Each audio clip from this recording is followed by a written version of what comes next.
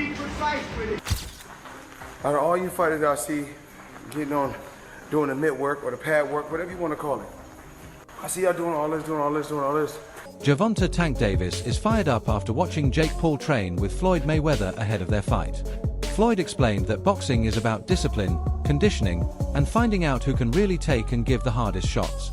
He said it's not just about flashy movement, it's about pushing your limits and proving who can endure. Those words hit a nerve with Tank, who felt overlooked. And while Floyd praised Jake Paul's dedication and willingness to step into the ring, the tension between him and Davis only grew stronger. I just like to push myself to be the best at whatever I do. It could be basketball, football. My dad introduced me to boxing in 1977, and I just took it to the next level. I love boxing, I love competing, and I love being the best. What's good with the fight camp so people can compete with one another, push each other, and it's fun. People want to see who hit the hardest, who's the fastest, who could throw the most punches, so it's a great product. It's about just competing and working hard, getting in shape, and enjoying yourself while you're doing it. Pauli Malignaggi gave his take on Gervonta Davis, putting things into perspective. He said no matter the drama or disagreements between Tank and Floyd, nobody can deny how much Floyd shaped his career. According to Pauli, Mayweather sharpened Tank's skills, taught him discipline, and gave him the foundation that separates the elites from the rest. Even if Tank downplays Floyd's role or talks about their feud, the truth is Floyd's mentorship helped mold him into the fighter he is today. He was a flashy guy, and I actually liked that win for Gervonta. Ryan Garcia. Ryan Garcia, a lot of fluff again because he's a YouTuber who's never accomplished anything else besides being a YouTuber. Though there is talent there, it's unfulfilled and untapped talent, and the loss to Rolly Romero tells you that. So what has Gervonta Davis created, aside from being a manufactured creation that got a big push from Floyd Mayweather? Let's be honest here. A big push from Floyd Mayweather. And then after that, let's match him very carefully, because what do? We wanted to do the same thing with Adrian Broner, who had the balls to fight everybody. Say what you will about Adrian Broner. Had the balls to fight everybody. Didn't duck a single fight. And they said, you know what? We wanted to do this with Adrian Broner. We wanted to just manufacture a star before he was made into a star. And we kind of messed up by matching him too tough. So the pendulum swung in the complete opposite direction here. It's not like you balanced it out. You went in the complete opposite direction and made this guy fight absolutely nobody constantly. And let me tell you something about the Lamont Roach fight. He's a 16-1 underdog going into the fight because they knew they didn't want to fight anybody who was a risk. There's a reason he's ducking the Lamont Roach rematch now. Because now you realize, wow, this guy is a threat. Jeff Mayweather went straight to the point about a potential Tank versus Jake Paul fight, the size difference. Jake is simply the bigger man. He walks around heavier and fights at cruiserweight, while Tank built his career in lighter divisions with speed, timing, and explosive power. Boxing has weight classes for a reason, Jeff said, and putting these two together ignores that principle. In his eyes, it's not just a question of competitiveness, it's a question of fairness. It's kind of weird because Jake Paul is extremely bigger than Tank, and I mean, but with it being a exhibition, it makes sense. It's fine. He got a big name that he's going to be fighting, but I mean, it really makes no sense because he's going to be weighing over 200 and some pounds. Tank's going to probably be weighing maybe at the most 147, 150. So I don't even understand why the fight is happening. Promoter Eddie Hearn agreed but pushed the conversation further. He said fights like Tank versus Jake blur the line between boxing and entertainment. For him, this matchup isn't about competition, it's about business. Hearn pointed out the obvious size gap and said it's not really a level test of skill, but a spectacle built for hype and money. Financially, it's a gold mine. Headlines, ticket sales, pay-per-view, it's all guaranteed. But as a lifelong promoter of real competition, Hearn admitted it feels troubling when fights are made for money over merit. Still, from the business side, he admitted it's a promoter's dream. Next year, and they always said that there was a chance that Jake would fight in November. I think, wasn't I the one that broke Jake Paul against Gervonta Davis 6 months ago or something? I knew that they'd agree that deal. I didn't know they were about to announce it then. But I did know that they'd agreed that deal previously. So I don't like it, if I'm honest. I mean, I think we need to really differentiate between boxing and an entertainment concept, and that's what that is. It's a freak show. It's entertainment. It's a lightweight fighting a cruiserweight. You know, with, I don't know, is it bigger gloves and certain minutes per round. I don't know what it is, but I understand the market and I understand this freak show shock kind of the world mentality of people potentially tuning in. Is that a step too far? Maybe. I mean, I hated Jake Paul against Mike Tyson, but it did massive numbers. I hate Jake Paul against Gervonta Davis. It'll probably do massive numbers. So that's when you really have to differentiate yourself between just because you don't like it doesn't mean it isn't going to do good business. Now, whether you want to be involved with it is another kettle of fish. I don't want to be involved with it, but I do respect the fact that it's going to do big numbers. It's just not boxing. And I don't think we should promote it as boxing.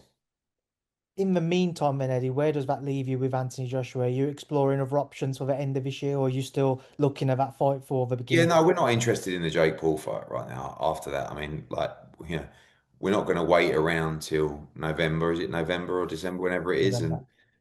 and see how he gets on. I mean, if he gets chinned by Gervonta Davis, we can't exactly make the Anthony Joshua fight. Michael Bisping, the former UFC champ, added another angle. He said in exhibition-style fights, money often matters more than skill. In his view, Jake Paul could beat Tank, not because he's the better fighter, but because of size and the way exhibitions are set up. With looser rules and Jake's bigger frame, Bisping warned the fight could lean in Jake's favor, even if skill-wise Tank is miles ahead. But you know what? Fair play. If he does go out and fight Anthony Joshua, which I wouldn't advise because that would be extremely dangerous, then fair play if he was to do that. And all the critics and people like myself would have to shut the hell up, because I always said he's looking for fights that were manufactured, looking for fights that were predetermined. And by that, I don't mean fake fights. I don't mean fixed fights. I mean fights where the odds are so stacked in his favor that, of course, he's going to win. And, of course, we see this. The latest match that's going to go down November 14th at the State Farm Arena in Atlanta, Georgia. Jake Paul is taking on, you've seen it by now, Gervonta Tank Davis. A man that is a lightweight in boxing. Now, lightweight in MMA is 155 pounds. Lightweight in boxing, 135 pounds. Jake Paul, I think when he weighed in for Mike Tyson, was 227 pounds. Official weight, 227.2 pounds. That is, if I'm not mistaken, a 92-pound weight difference. Almost a 100-pound weight difference. It's insane. Let's say he comes in at 200 pounds. It's still a 65-pound weight advantage, which is absolutely ridiculous. How can you be out there claiming to want to fight the best people on the planet and then going out there and taking on a guy that is maybe 92 pounds heavier, that is at least 65 pounds heavier than you? That is called one thing. That's called being a bully. It was bad enough when he fought Mike Tyson, a man that was 58 years old, and he was walking around like, oh, I just beat the baddest man on the planet. I just destroyed Mike Tyson and went out there and I beat him, and him and his brother are all celebrating and shit like that. It's like, dude, what are you doing? The Wade Concept host broke it down differently. He called Jake Paul a master manipulator who knows exactly how to get what he wants. He said Jake baited Tank into this fight with money, hype, and constant showboating. According to him, this isn't about Tank chasing legacy, it's about the lure of a giant payday. Jake's real strength, he explained, isn't just boxing, it's marketing, promotion, and psychological games. By flexing his fortune and stirring buzz, Jake made the fight too tempting for Davis to turn down. Also, and again, Jake's only been boxing for 5, 6, 7 years now. It isn't necessarily far-fetched to try to have his own advantages when trying to fight other boxers that have been far more experienced than him. But this one's a little too much, right? This one is crazy because of the massive weight difference. It doesn't make a ton of sense. But again, as far as a sport fight is concerned, I want to make sure I make that clear. Again, this is not me hating on it, because I do think that both guys have been very upfront with what they're doing in this fight and what their goals are with these kind of events. But the narrative Jake's trying to create as if this is like proving anything for him fighting a real fighter when Gervonta is so much smaller than he is. It'll prove something in the fact that Jake is willing to put on great events, but it won't prove anything to the people that are asking him to fight a real fighter. I will say though, if Jake goes out and flatlines Gervonta, the casual audience that will say Gervonta smokes Jake completely and utterly, like it wouldn't even be close, that will change their minds a little bit. Not the people that know boxing, but the people that are going to watch this, the casual viewer that know the name Gervonta Davis and know the name Jake Paul. If he is to compete with Gervonta at all or look good in that fight, people will in some way accept that. Or they'll do the other thing where they just say the fight's rigged, which has never been the case, but you get what I'm saying. What Jake is doing is trying to convince a casual audience that he belongs in the ring with bigger names. If he's able to hurt Gervonta at all, that might actually do it. The undefeated lightweight champion of the world. With a record of 30-0, 28 knockouts. And this one is over. The brick He's been hand. boxing since he was 5 years old and turned pro when he was 18. Gervonta Davis at 22 becomes the youngest champion in boxing. And guess what? Just like everybody, Ryan Garcia didn't hold back. He called Jake's move a cheap publicity stunt and said the only reason Tank accepted was for money. Garcia argued real fighters chase legacy, championships, and history, not oversized exhibitions. To him, fighting Jake doesn't prove greatness, it just shows Tank took the payday. And given their rivalry, Garcia's words carried extra sting. But his point echoed what many critics are saying: this fight looks more like a cash grab than a quest for respect. News that last week shook up the boxing game, Jake Paul versus Tank, right? Oh, yeah. Like everyone's talking about it. It's a whole thing. A lot of people liked it, didn't like it. Yeah.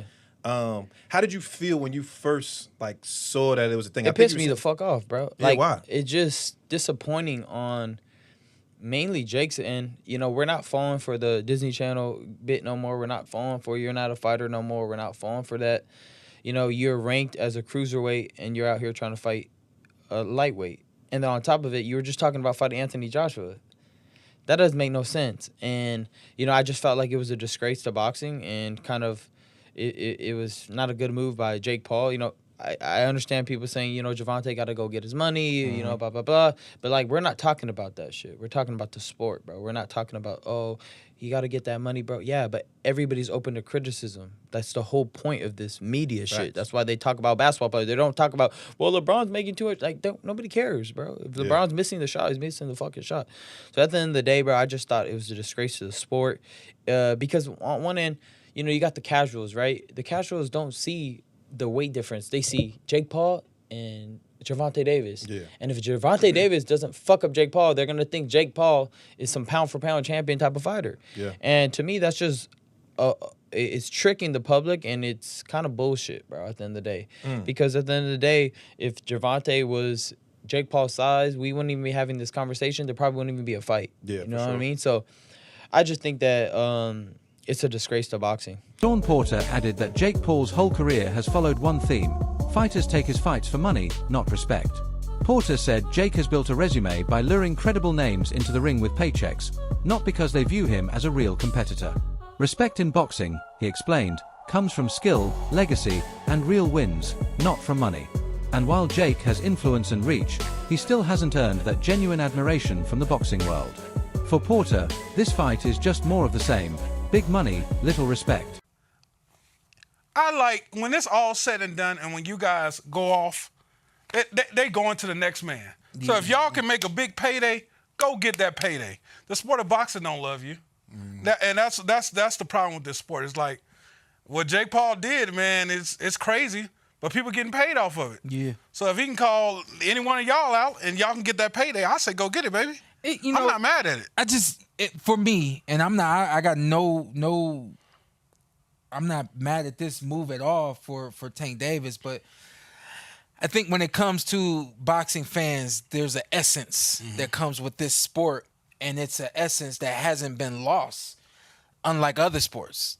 For an example, with football, we come from the hitting days. Yeah. Can't hit nowadays. You know what I mean? So boxing hasn't lost its essence. You know, they're trying to make it safer and all those sorts of things, but there's still this pureness to boxing that really doesn't exist in sports anymore, but it's still there with boxing. I think that's why people have such a problem with this kind of move from Tank Davis. Is it more the heart? How do you guys feel being boxers?